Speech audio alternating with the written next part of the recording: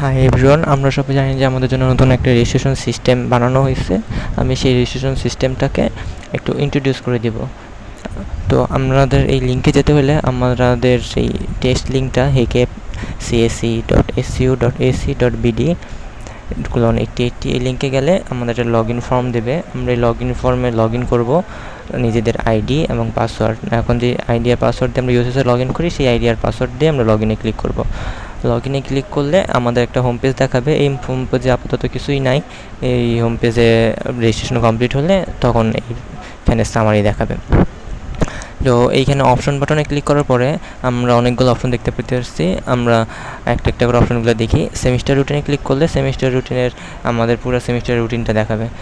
তো এইখান থেকে তো এত বড় রুটিন থেকে এটা করা ঝামেলা। তো আমরা যদি চাই সাপোজ KMS কী কোর্স নিচ্ছে, তো KMS-এর ফ্যাকাল্টি KMS দিলে পরে সেই KMS-এর জিনিসগুলো দেখাবে। সো সাপোজ KMS SPL কী কোর্স নিচ্ছে সেটা দেখতে চাইলে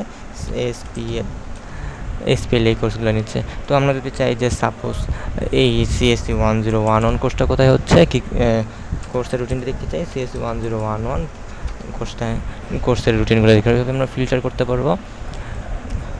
তো তারপর সিস্টেম হচ্ছে আমরা প্রি অ্যাডভাইজিং সিস্টেমটা আপাতত অন করা নেই, তাও আমি ইন্ট্রোডিউস করে রাখছি। যদি ভবিষ্যতে এটা হয় তাহলে পরে যে এইভাবে রেজিস্ট্রেশন করা যাবে।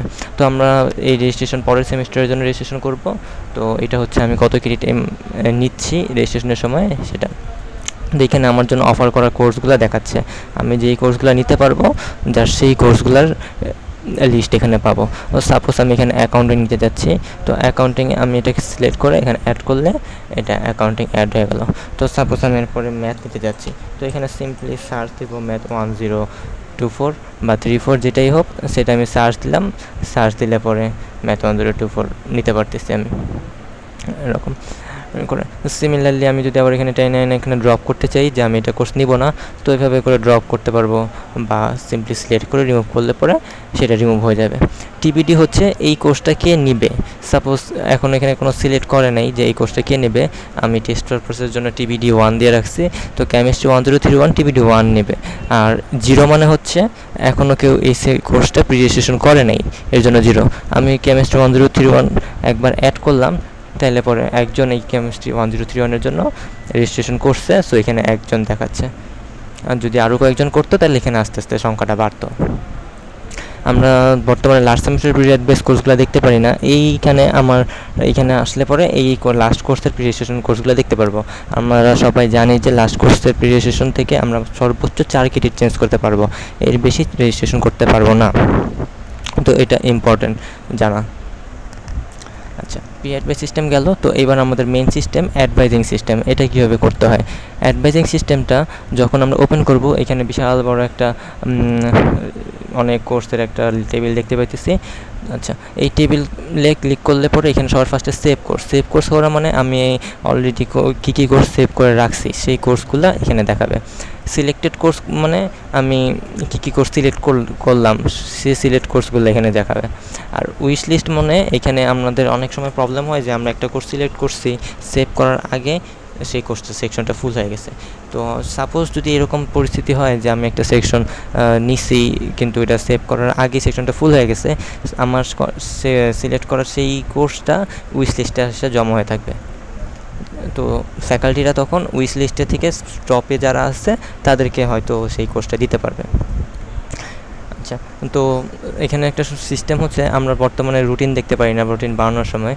তো রুটিন দেখতে গেলে সিম্পলি এখানে একটা রুটিন ক্লিক করলাম। এখানে আমি এখনও কোনো কিছু সিলেক্ট করি নেই, আমি এখানে এনে রাখলাম রুটিন। তো আমি সাপোজ অ্যাকাউন্টিং যেতে চাচ্ছি, তো অ্যাকাউন্টিং ক্লিক করলাম। অ্যাকাউন্টিংয়ে আমার ক্লাস শিডিউলটা এরকম হবে যদি অ্যাকাউন্টিং নেই।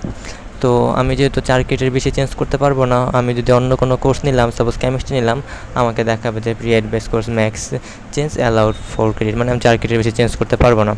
তো আমি যেসব কোর্স প্রি রেজিস্ট্রেশন করছি সেই কোর্সগুলো এইখানে প্রি অ্যাডভাইস কোর্স, সাপোজ আমি রিসার্চটা করছি, সো আমি রিসার্চ কোর্সটা সিলেক্ট করতে পারবো। সেরকম আমি কম্পিউটার গ্রাফিক্স কোর্সটা প্রি অ্যাডভাইস করছি, সো আমি এটাও সিলেক্ট করতে পারবো। আমি আবার একই কোর্স যে কোনো একটা সিলেক্ট করবো, ডবল কোর্স একবার নিয়ে নিলে সেটা সিলেক্ট করতে পারবো না। অথবা সেম টাইমে যদি আমি আরেকটা কোর্স নিতে চাই সেই কোর্সটাও নিতে পারবো না। অথবা সেকশন ফুল হয়ে গেছে, সেই কোর্সগুলো নিতে পারবো না। তো আমি এই কোর্সগুলো নিলাম, নিলে পরে আমার রুটিনটা কী হয়, আমার রুটিনটা এরকম হয়। আচ্ছা, তো আমি এই রুটিনে ক্লাস নিতে চাইছি, তো আমি জাস্ট সেভে ক্লিক করলাম, সেভে ক্লিক করে ইয়েস সেভ ইট দিলাম, তাহলে আমার এই কোর্সগুলো সেভ হয়ে গেছে।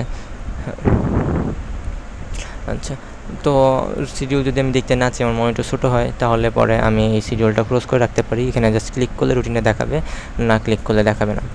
আচ্ছা, এইখানে আরেকটা মজার সিস্টেম হচ্ছে, আমরা লাইভ কাউন্ট দেখতে পারবো। আমরা যদি লাইভ কাউন্টটা অন করে দেই, তাহলে সাপোজ আমি এই যে এখন রেজিস্ট্রেশন কোর্স, এখানে রেজিস্টার্ড ইউজার আসছে হচ্ছে 8 জন, মানে রেজিস্টার্ড স্টুডেন্ট। তো আমি এখান থেকে সাপোজ এটা ড্রপ দিলাম, আমি একটা আনসিলেক্ট করে দিলাম, তো এই কোর্সটা থেকে একজন কমে যাওয়ার কথা। আমি সেভে ক্লিক করলাম, সেভে ক্লিক করার পরে সেভ করলাম, তো সিম্পলি এখানে 27 হয়ে গেছে, কোনো অটো কাউন্ট, মানে যখন এটা আপডেট হবে সাথে সাথে সবার সাথে এখানে আপডেট হয়ে যাবে। এখন আমি যদি সাপোজ একটা কিছু লিস্ট থেকে কিছু একটা উইশ করতে চাই, উইশ লিস্টে ক্লিক করবো, সাপোজ এখানে উইশ লিস্টে রাইট ক্লিক করে অ্যাড কোর্স করব। অ্যাড কোর্স করার পরে এখান থেকে আমি যে কোর্সটা উইশ লিস্টে রাখতে চাই, যে আমি এটা উইশ করতে চাই, তো সিম্পলি সেই কোর্সটা সাপোজ এই কোর্সটা, আচ্ছা এই কোর্সটা এখন সেকশন ফুল হয় নাই, আমি কোর্সটা নিতে পারি, সেজন্য এটা উইশ লিস্টে দেওয়া যাবে না। তো এমন কোনো একটা কোর্স নিতে হবে যে কোর্সের রেজিস্টার ফুল হয়ে গেছে, মানে এই কোর্সটা নিতে পারবে। সাপোজ CSE 1012.5, তো আমি CSE 1012.5 এখানে সার্চ দিই, CSE 1012.5, এই কোর্সটা আমি উইশ লিস্টে অ্যাড করলাম, তো এই কোর্সটা উইশ লিস্টে অ্যাড হয়ে গেছে। CSE 1012.5 কোর্সটা আমি 1 নাম্বার পজিশনে আছি, 1 নাম্বার পজিশনে, মানে সবার প্রথমে আমি এই কোর্সটা উইশ করছি। এখন যদি কেউ এই কোর্সটা যদি CSE 1012.5 কোর্স এই সেকশনটা যদি ফাঁকা হয়, তাহলে পরে আমি এই কোর্সটা নিতে পারবো, আর কেউ এই কোর্সটা নিতে পারবে না। উইশ লিস্টে যারা থাকবে শুধুমাত্র তারাই এই কোর্সটা নিতে পারবে। সেকশন ফুল হলে সর্বোচ্চ আমি 2টা কোর্স উইশ করতে পারবো, এর বেশি কোর্স উইশ করতে পারবো না। এই হচ্ছে বেসিক এক ফিচার আমার নতুন রেজিস্ট্রেশন সিস্টেমে। তো এখান থেকে আমি রেজিস্ট্রেশন ফর্মে ক্লিক করে আমি দেখতে পারবো যে আমার এত টাকা দিতে হবে, টোটাল 40% এত, 30% এত, এই হিসেবে করে দেন আমি আমার রেজিস্ট্রেশন ফর্মটা ডাউনলোড করতে পারবো। দেন এখানে গ্রেডে গেলে আমি গ্রেড দেখতে পারবো, প্লাস কারিকুলামে গেলে পরে কারিকুলামের আমার যে কারিকুলাম আছে এই কারিকুলামের ডিটেলসটা দেখতে পারবো। CSE 2025 দিলাম, সো 20 এখানে CSE 20 সবকটা কোর্স দেখাই দিতেছে। তো সেম আমি যদি চাই যে ম্যানেজমেন্ট কোর্সটা কত, আমি এখানে ম্যানেজমেন্ট লিখলে পরে সাপোজ এই ম্যানেজমেন্ট চলে আসবে। ম্যানেজমেন্ট 2টা আছে, CSE 4039, MGT 2011 curriculum. Then course ডেক হচ্ছে আমরা কী কোর্স নিতে পারবো, সেই কোর্সের একটাই, আমি কী কমপ্লিট করছি সেই কোর্সের একটা অ্যাজাম্পশন। তো আমি এইখানে 4 ভাগে ভাগ করা হচ্ছে, কারণ আমাদের 4 ইয়ারের কোর্স।